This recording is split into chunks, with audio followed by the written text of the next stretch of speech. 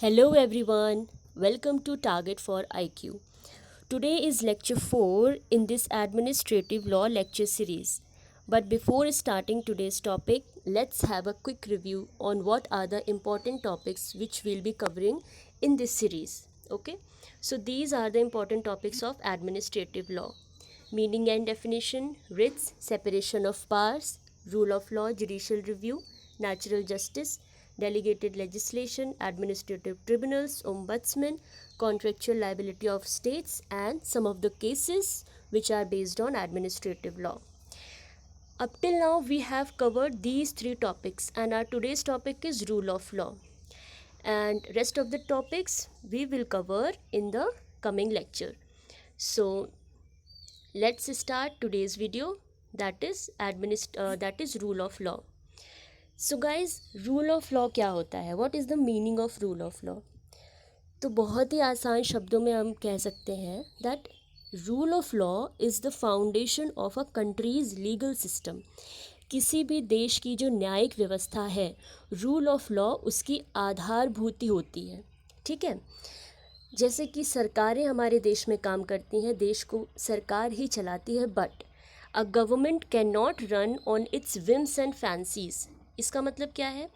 अपनी मर्जी से वो कोई भी काम नहीं कर सकती हैं. गवर्नमेंट कोई भी काम करे, it should come under the periphery of law. ठीक है. That's why I have mentioned here that government has to follow some basic principles of law. ये हमेशा की प्री रिक्विजिट कंडीशन है. इसके बिना अगर वो कोई भी काम करती हैं, कोई लॉ पास करती हैं, तो that will be ineffective, that will be null and void, that will have no force in the eye of law. Okay.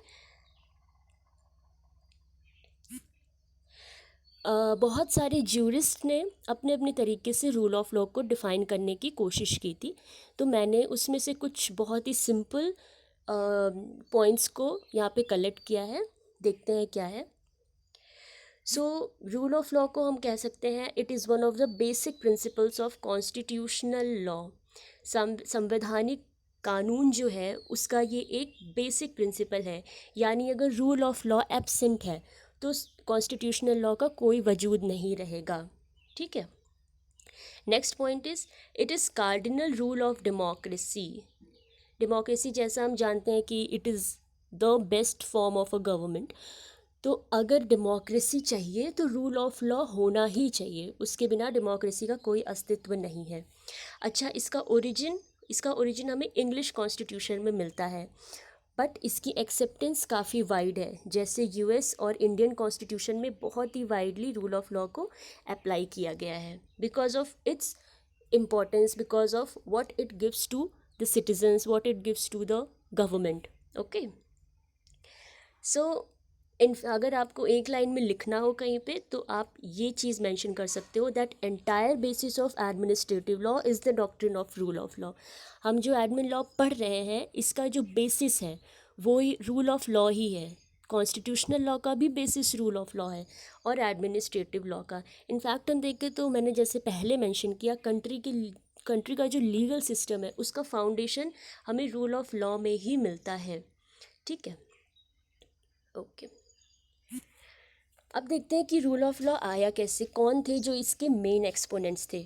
तो देयर वर टू पीपल जिन्होंने रूल ऑफ लॉ की फील्ड में काम किया. एक थे sir Edward Coke, he originated the concept of rule of law, and second one was the A.V. Dicey sir. इन्होंने develop किया ये कंसेप्ट फर्दर. तो अगर ये क्वेश्चन आता है कि हु वाज द ओरिजिनेटर, तो आंसर होगा Edward Coke. And who developed the concept of rule of law, तो आंसर होगा A.V. डाइसी. ओके. अब देखते हैं meaning of rule of law according to Dicey. देखिए, डाइसी बहुत ही फेमस नेम है. आप इन दोनों का नाम नहीं भूल सकते अगर आप रूल ऑफ लॉ के बारे में बात कर रहे हैं. तो डाइसी ने काफ़ी ज़्यादा इस कंसेप्ट को डेवलप किया था. तो बहुत सारी चीज़ें जो हमें अपने बुक्स में मिलेंगी या कहीं भी पढ़ने को मिलेंगी वो डाइसी से ही रिलेटेड होंगी. तो देखते हैं कि डाइसी ने रूल ऑफ लॉ का क्या मीनिंग दिया है. इन्होंने ये बोला, the rule of law is one of the fundamental principles of legal system. जो मैं आपको पहले ही बता चुकी हूँ, वो डाइसी के द्वारा कही गई बात थी that it is the fundamental principle of a legal system. Dicey ने ये बोला था कि जो लॉ है वो किंग ऑफ किंग्स है। इसका मतलब जो हमारी सरकार है it cannot work on its own discretion, कि जो मन कर रहा है वो कर रहे हैं, ऐसा नहीं कर सकते, क्योंकि सरकार के ऊपर भी एक चीज़ है and that thing is the law. जैसे हमारे देश में कॉन्स्टिट्यूशन है, constitution is above everything in our country. तो कोई भी काम करेगा, वो चाहे मैं हूँ, आप हो, या फिर सरकार हो, अगर कुछ भी काम करती है it should come under the periphery of constitution. ठीक है, तो यही चीज़ उन्होंने बोली थी डाइसी ने। Okay, so always remember one point that lex is rex. Rex means होता है किंग, लेक्स मीन्स होता है लॉ। इसका मतलब क्या हुआ, law is the king of Kings, या आप ये बोल सकते हैं लॉ इज़ द किंग।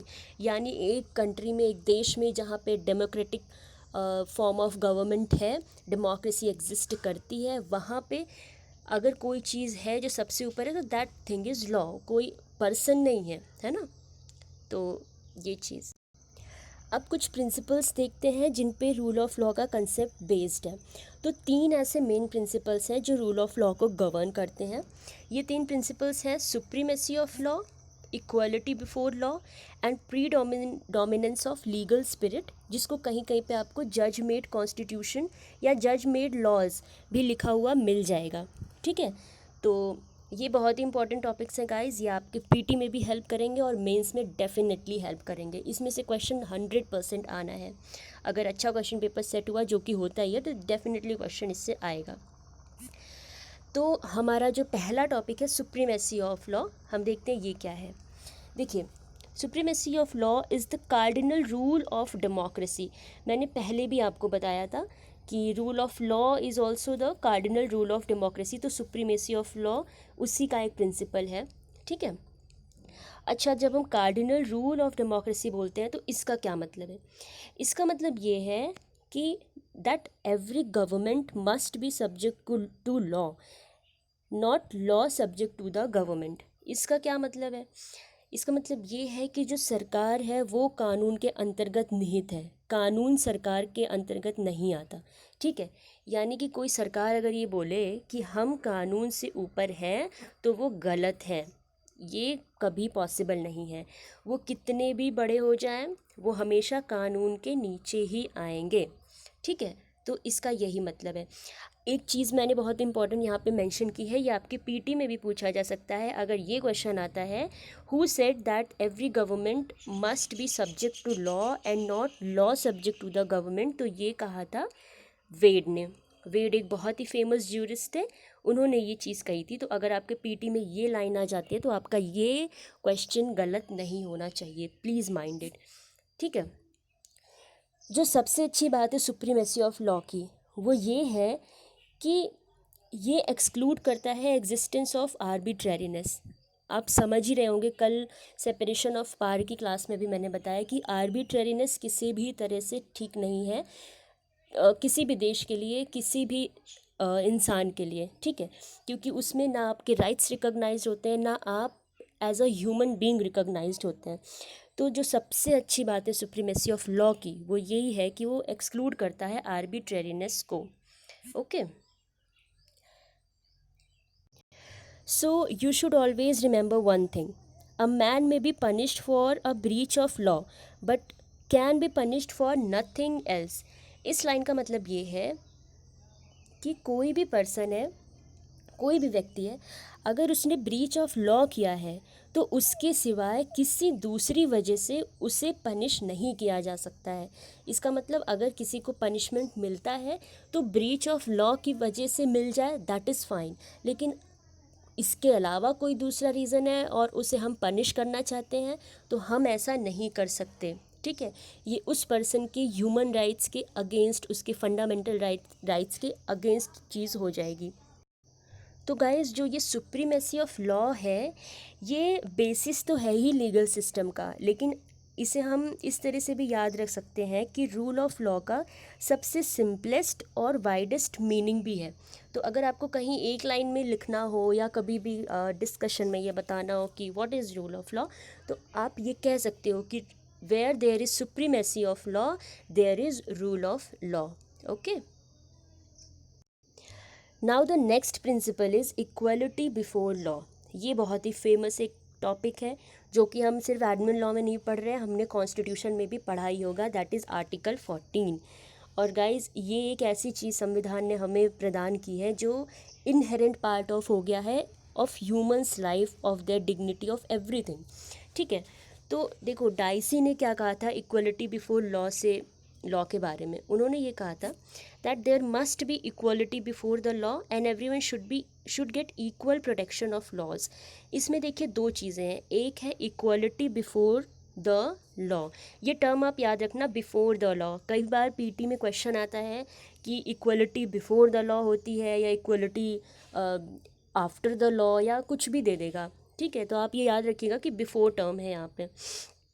और दूसरी बात जो उन्होंने कही थी वो ये कहा था everyone should get equal protection of laws. तो these are two different things, equality before the law and equal protection of law. इसको अभी हम एक छोटे से एग्जाम्पल से समझने की कोशिश करेंगे. Although it is a very wide discussion. जितने सिंपल तरीके से कॉन्स्टिट्यूशन में इसे लिख दिया गया है आर्टिकल 14 को, ये एक्चुअली इतना सिंपल है नहीं. इसका एप्लीकेशन बहुत ही ज़्यादा वाइड है. तो आगे देखते हैं. ये आप एक चीज़ याद रख लो कि एक मैक्सिम पे बेस्ड है जो मैंने इंग्लिश में यहाँ पे लिखा है. However high you may be, law is above you and all are equal before the law. यानी आप कितने भी ऊंचे क्यों ना हो, आप इस देश के सबसे पावरफुल इंसान क्यों ना हो, आप जैसे हमारे प्राइम मिनिस्टर हैं मिस्टर नरेंद्र मोदी सर, तो आप नरेंद्र मोदी ही क्यों ना हो, बट आपके ऊपर भी एक चीज़ है and that is the law in our country. That thing is constitution. तो आप कोई भी हो, आप यूएस के प्रेसिडेंट ही क्यों ना हो, बट आपके ऊपर कुछ चीज़ें हैं जो रिलाई करती हैं, तो वो कुछ चीज़ें हैं जो आपके ऊपर हैं, तो वो लॉ होता है, वो वहाँ का संविधान होता है. इसलिए कोई भी उससे ऊपर नहीं है. और दूसरी चीज़ कही थी कि all are equal before law, यानी कोई भी इंसान हो, छोटा बड़ा, अमीर गरीब, मैन विमेन, किसी भी रिलीजन का, किसी भी कास्ट का, कोई डिफरेंस लॉ किसी के बीच में करता नहीं है. सब बराबर हैं कानून के सामने. ठीक है. तो ये एक बहुत इम्पॉर्टेंट बात है. अब एक छोटे से एग्जांपल से हम समझते हैं कि equality before law and equal protection of laws इसका क्या मतलब होता है. इसके बिना समझे ये कंसेप्ट अधूरा है और इक्वलिटी बिफोर लॉ भी हमें समझ में नहीं आएगा. देखिए कोई पर्सन है, लेते हैं मिस्टर ए. ठीक है. मिस्टर ए बहुत ही अमीर है, बहुत ही पावरफुल हैं और उन्होंने किसी दूसरे पर्सन मिस्टर बी उनका मर्डर कर दिया. ठीक है. तो वो आते हैं कोर्ट के सामने क्योंकि उन्होंने मर्डर किया है और जो भी कंडीशंस हैं सेक्शन 300 में वो चलिए सब सेटिस्फाई हो रही हैं. ठीक है. तो क्या उनको, क्योंकि वो पावरफुल हैं और रिच हैं और जो भी कंडीशंस होती हैं एक पावरफुल इंसान की वो सब है, सेटिस्फाई करते हैं वो, तो क्या उनको सज़ा नहीं मिलेगी? ऐसा बिल्कुल नहीं है. He will be punished under section 302 of IPC. ठीक है. अब मान लो कोई एक बहुत ही गरीब आदमी आता है जो इंडिजेंट है, बहुत ही वीक है, उसके पास ना कोई रिसोर्सेज है, कुछ भी नहीं है, बट उसने भी मर्डर किया है और वो भी सारी कंडीशन सेटिस्फाई कर रहा है. तो ऐसा नहीं है कि on the basis of his poverty उस पर्सन को एग्जेम्प्ट कर दिया जाएगा. वो भी पनिश होगा और जो भाई साहब बहुत ही ज़्यादा पावरफुल हैं वो भी पनिश्ड होंगे. जैसे कि कहा जाता है ना, the lady of the justice is blind. So it doesn't mean that she is actually blind. Rather it means that she will not discriminate between any person. Right. उसका ये मतलब है कि on the basis of caste, class, status, creed, religion, किसी भी basis पे कोई discrimination नहीं होना है. This thing is equality before the law. ठीक है. अब हम ये देखते हैं कि what is equal protection of laws. Equal protection of laws का मतलब ये होगा, जैसे कि मिस्टर ए को ही लेते हैं फिर से, उन्होंने किसी दूसरे पर्सन का मर्डर कर दिया. ठीक है. एक पिस्टल ली और उससे उनका मर्डर कर दिया. वहीं पे दूसरी जगह एक छोटा सा बच्चा है, जैसे कि ले लीजिए वो 4 साल या 5 साल का बच्चा है जिसको बिल्कुल भी पता नहीं है कि ये गन है, इससे अगर हम फायर करेंगे तो कोई मर जाएगा या क्या होगा. या हम कोई एक अनसाउंड पर्सन को ले लेते हैं जो कि लीगली एंड मेडिकली दोनों तरीके से अनसाउंड है. उसको भी बिल्कुल समझ नहीं है कि अगर हम ये गन लेके फायर कर देंगे तो इससे किसी की डेथ हो सकती है। तो एक तो मिस्टर ए ने डेथ किया, ही किल्ड दैट पर्सन, और एक ये बेबी था एंड दैट ये अनसाउंड पर्सन था, इन्होंने ये काम किया। तो ये तो डेफिनेटली पनिश्ड होंगे अंडर सेक्शन 302। लेकिन क्या ये जो बच्चा है और ये अनसाउंड पर्सन है, इनको भी हम 302 के अंदर पनिश कर सकते हैं? नो। ऐसा इसलिए क्योंकि बोथ दीज ए और ये जो दोनों लोग हैं, ये they are not equal, they are unequal. ठीक है, तो हम दो अनइक्वल्स के बीच में इक्वालिटी नहीं ला सकते। इनको हम सेक्शन 82, जो बच्चा और अनसाउंड है, इनको सेक्शन 82 आईपीसी, सेक्शन 84 आईपीसी, इसका प्रोटेक्शन 100% देंगे। ठीक है, because they were not in their fit state of mind, उनको समझ नहीं थी।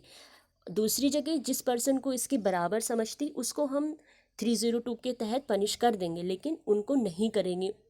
उनको पनिश करने के लिए एक डिफरेंट प्रोसीजर है, वो देखा जाएगा, उसे फॉलो किया जाएगा। ठीक है, तो ये चीज़ है इक्वल प्रोटेक्शन ऑफ लॉज, इसको बोलते हैं। हम ये नहीं कह सकते कि कोई भी आदमी भले ही उसे समझ है या नहीं है, और उसको उसकी जो ना समझी है, जिसके लिए वो रिस्पॉन्सिबल नहीं है, उसकी पनिशमेंट उसे दी जाए। ठीक है, that would be against his human rights. Equal protection of laws के कंटेक्स्ट में कहा गया था that like should be treated alike, जो जैसा है उन्हें वैसा ही ट्रीट किया जाएगा। और एक बहुत ही फेमस लाइन इसके रिस्पेक्ट में कही जाती है that equality among unequals is not equality. मतलब जो अनइक्वल है उनके अमंग अगर हम इक्वालिटी करते हैं तो दैट इज़ नॉट इक्वालिटी। जैसे कि आर्टिकल 15 है, ये बहुत ही अच्छा एग्जाम्पल है। आर्टिकल 15 में आप देखो, बच्चों को और महिलाओं को स्पेशल प्रोटेक्शन प्रोवाइड किया गया है। ठीक है, अब अगर कोई बोलता है कि अरे ये तो वायलेशन है ह्यूमन राइट्स का, या फिर ये डिस्क्रिमिनेशन है बिटवीन मेन एंड वुमेन, तो ऐसा नहीं है, because women in themselves constitute a different class. तो अगर उनके लिए उनकी रिक्वायरमेंट्स अलग हैं, बच्चों की रिक्वायरमेंट्स अलग हैं, उनके कंडीशंस डिफरेंट हैं, they are not equal. Man, women and children in some different respects they are not equal. तो अगर उनके लिए हम स्पेशल लॉज बनाते हैं तो ये डिस्क्रिमिनेशन नहीं है। तो आई होप आपको ये थोड़ा समझ में आया हो।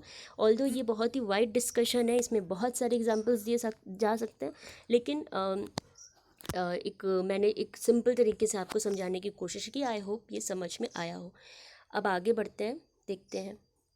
Okay, so next one is predominance of legal right. देखो, ये बहुत ही इम्पॉर्टेंट एक टॉपिक है, सब topic of rule of law, और साथ ही साथ बहुत सिंपल भी है। देखिए, डाइसी ने क्या कहा था दैट ही एम्फसाइज्ड, इन्होंने इस चीज़ पे काफ़ी जोर दिया that on the role of courts of laws as guarantors of liberty. देखिए, सबसे ज़रूरी बात तो यही है। अब हमारी बुक्स में आप कितने भी अच्छे लॉज लिख दो, कितनी भी बड़ी बड़ी चीज़ें लिख दो, लेकिन अगर उनका इम्प्लीमेंटेशन नहीं हो रहा है, कोर्ट्स उन्हें एनफोर्स नहीं कर पा रही हैं, तो उसका कोई मतलब नहीं है।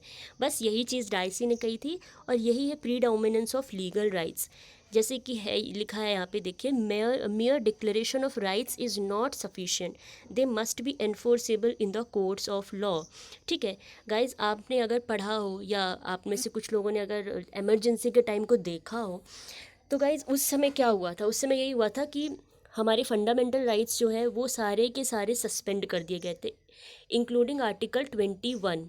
ठीक है, जो कि बाद में इसको बहुत ही ज़्यादा गलत एक डिसीज़न माना गया था, लेकिन वो तो बात की बात है ना। पहले क्या हुआ, जुडिशरी में भी ये हिम्मत नहीं थी कि सरकार के अगेंस्ट जाके ये बोल सके कि उन्होंने ये चीज़ गलत की। इसी पे एक बहुत ही फेमस केस बेस्ड है, that is ADM Jabalpur versus Shivakant Shukla. ये 4:1 के रेशियो में इसका जजमेंट पास हुआ था, और इसमें जो जस्टिस HR खन्ना थे, वो ही एक अकेले जज थे जिन्होंने बाद में ये चीज़ कहा था। ये केस मैंने मेंशन किया, यस, इन्होंने ये चीज़ कही थी कि कितना भी हो, अगर कॉन्स्टिट्यूशन में आर्टिकल 21 नहीं भी मेंशन्ड होता, फिर भी आप किसी भी पर्सन के right to life and personal liberty को नहीं ले सकते हैं किसी भी कंडीशन में। ठीक है, तो एमरजेंसी का जो टाइम था वो हमें बहुत अच्छे से ये चीज़ बताता है। उस समय ये बहुत ही ज़्यादा महसूस किया गया that in absence of strong and powerful judiciary written constitution is meaningless. ठीक है, तो यही बात है प्रीडोमिनेंस ऑफ लीगल राइट्स जो डाइसी ने इस एम्फसाइज़ किया था रोल ऑफ कोर्ट्स का, यही एक चीज़ है। तो आप इसको इमरजेंसी से अगर रिलेट करके याद रखेंगे तो आपको कभी ये भूलेगा नहीं। फर्दर इन्होंने क्या कहा, स्टैट्यूट और even constitution can be amended and fundamental rights can be abrogated. ये बिल्कुल सही बात है, आप अमेंडमेंट कर सकते हो, आप फंडामेंटल राइट्स को भी एब्रोगेट कर सकते हो, बट विद सर्टेन कंडीशंस, जो कि बाद में हमने इमरजेंसी के बाद देखा है ना। अदरवाइज लेजिस्लेचर को तो वाइड पावर मिल जाएगी, उसके ऊपर कोई चेक्स एंड बैलेंसेस नहीं रहेंगे, तो फिर वही चीज़ हो जाएगी, जो मर्जी होगा वो वही करेंगे, ठीक है ना। तो इन सब चीज़ों में जुडिशरी का रोल बहुत ही इंपॉर्टेंट हो जाता है, and for all the time, for every time, judiciary को स्ट्रांग रहना is the pre requisite of any government, है ना। बिना जुडिशरी, स्ट्रांग जुडिशरी के कोई भी सरकार नहीं चल सकती, किसी भी इंडिविजुअल के राइट्स का रिकॉग्निशन नहीं हो सकता, ठीक है गाइस। अब अगर देखें कि rule of law under Indian constitution कहाँ पे है, तो इसमें देखिए सबसे इम्पॉर्टेंट एक केस आता है, that is Kesavananda Bharati case. ये हम सबको पता होगा। ये क्यों इंपॉर्टेंट है इस कंटेक्स्ट में, क्योंकि इन्होंने कहा था rule of law is a part of the basic structure. तो अगर ये क्वेश्चन आता है कि basic structure rule of law को किसने बताया था, तो केशवानंद भारती, ये आप याद रखिएगा। ऑल्दो ये केस तो वैसे ही बहुत इंपॉर्टेंट है। हाँ, सेकंड वन जो मैं आपको बताई, एडीएम जबलपुर का केस, इन्होंने इसमें the illegal detention of persons, जो कई कई लोगों को उस समय इलीगली डिटेन कर लिया था, तो इस समय एडीएम जबलपुर के केस में कहा गया था कि ये वॉयलेट करता है आर्टिकल 21 को। और वैसे भी ये केस बहुत ही इम्पॉर्टेंट है, आपको कभी टाइम मिलेगा तो ज़रूर देखिएगा कि इस केस में क्या क्या चीज़ें हुई थी, ठीक है। एंड यस, अगर हम जस्टिस एच.आर. खन्ना के इस स्टेटमेंट को ना पढ़ें तो आप समझ लो ये पूरा लेक्चर बेकार है, इसका कोई भी मतलब नहीं है। Justice HR. खन्ना ने ईडीएम जबलपुर केस में ही कहा था that rule of law is antithesis of arbitrariness. ये लाइन गाइज आप एकदम रट लीजिए, कैसे भी करके, कुछ भी करके ये लाइन आप रट लीजिए, सिर्फ आपके पीटी और मेंस पॉइंट पर्पस से ही नहीं, ये हमेशा के लिए ये लाइन आपको याद होनी चाहिए, ठीक है ना। तो इसे ज़रूर याद करना। इनका मतलब ये था कि जो रूल ऑफ लॉ है, मैं पहले भी बता चुकी हूँ कि आर्बिट्रेरीनेस के बिल्कुल अगेंस्ट है। यही चीज़ जस्टिस एच.आर. खन्ना ने कही थी, और पीटी में तो ये क्वेश्चन आता ही आता है, मेंस में भी आपको ये एक सेंटेंस दे देगा और फिर इसको एक्सप्लेन करने को बोलेगा, ठीक है। तो आप ज़रूर से इसे याद रखिएगा। Okay, so to conclude our today's lecture, हम क्या क्या समझे, हम लास्ट में क्या कह सकते हैं, that rule of law is social justice based on public order. Okay, rule of law social justice है जो पब्लिक ऑर्डर पे बेस्ड है, ठीक। It strikes a balance between societies need for political independence, social equality etcetera, and need of the individual, his personal liberty and human dignity. ये आप समझ लो एक legislature और एक जो ह्यूमन बीइंग है, उनके बीच में, लेजिस्लेचर को आप सोसाइटी भी समझ सकते हैं, सोसाइटी, लेजिस्लेचर, जो भी इंस्टीट्यूशंस हैं ऑफ द गवर्नमेंट, उनके और जो ह्यूमन बींग्स हैं उनके बीच में एक बैलेंस क्रिएट करने की कोशिश करता है, ताकि आपके पर्सनल राइट, जो पर्सनल राइट ऑफ लाइफ है, लिबर्टी है, वो किसी भी तरह से इन्फ्रिंज ना होने पाए। इस चीज़ के लिए हमें जुडिशरी का थैंकफुल होना चाहिए कि जजेस ने उस समय बोल्डनेस दिखाई, और आज जाके हम ये कंसेप्ट पढ़ रहे हैं और ऐसे समय में जी रहे हैं। वरना कभी भी अगर इमरजेंसी लग जाए या कुछ भी ऐसा हो जाए तो हमारा आर्टिकल 21 भी हमसे छीन लिया जाएगा। इट मीन्स अगर कोई हमें भी आके मार देता है, कुछ भी कर देता है, तो no one is there to ask, क्योंकि वो तो लॉफुल है, लीगल है ना। तो लेकिन अब ऐसी सिचुएशन नहीं है। So it is the duty of the court to protect this rich concept. तो ये ड्यूटी सबसे ज़्यादा कोर्ट की ही बनती है कि रूल ऑफ लॉ के कंसेप्ट को वो एनी हाउ प्रोटेक्ट करें। ओके, अब जल्दी से कुछ क्वेश्चंस हैं रूल ऑफ लॉ पे, वो देख लेते हैं। पहला क्वेश्चन देखिए, rule of law means what? Nature, rule of nature, rule of procedure, rule of man, pervasiveness of the spirit of law, and to avoid arbitrariness. तो बस to avoid arbitrariness, this is the best answer. तो इसका answer होगा D. Okay, next देखते हैं। According to Dicey, the meaning of the rule of law may be discussed under which of the following heads? Equality after the law, equality of fixed rules of law, equality under, before. ये मैंने आपको बताया था ना ध्यान रखने के लिए, क्योंकि मैंने देखा था कि ऐसा क्वेश्चन आया है। तो इसका आंसर यही होगा ना, इक्वलिटी बिफोर द लॉ। ये आप आर्टिकल 14 से भी याद रख सकते हो, और वही सेम चीज़ डाइसी ने भी कही थी, तो डाइसी से ही ये चीज़ लिया गया था। Next question, KV. Davis in his book administrative law gave several meanings of the term rule of law. इसमें से करेक्ट ऑप्शन हमें चूज़ करना है। इन्होंने क्या कहा, फिक्स्ड रूल ऑफ लॉ है, एक्सक्लूशन ऑफ डिस्क्रिशन है, both A and B and neither. Fixed rules of law, तो डेफिनेटली ये कुछ फिक्स्ड रूल्स ऑफ लॉज हैं जिनके बेसिस पे कंट्री का सिस्टम चलता है, ठीक है। और एक्सक्लूजन ऑफ डिस्क्रिशन तो है ही, तो इसलिए इसका आंसर होगा सी, यानी बोथ ए एंड बी।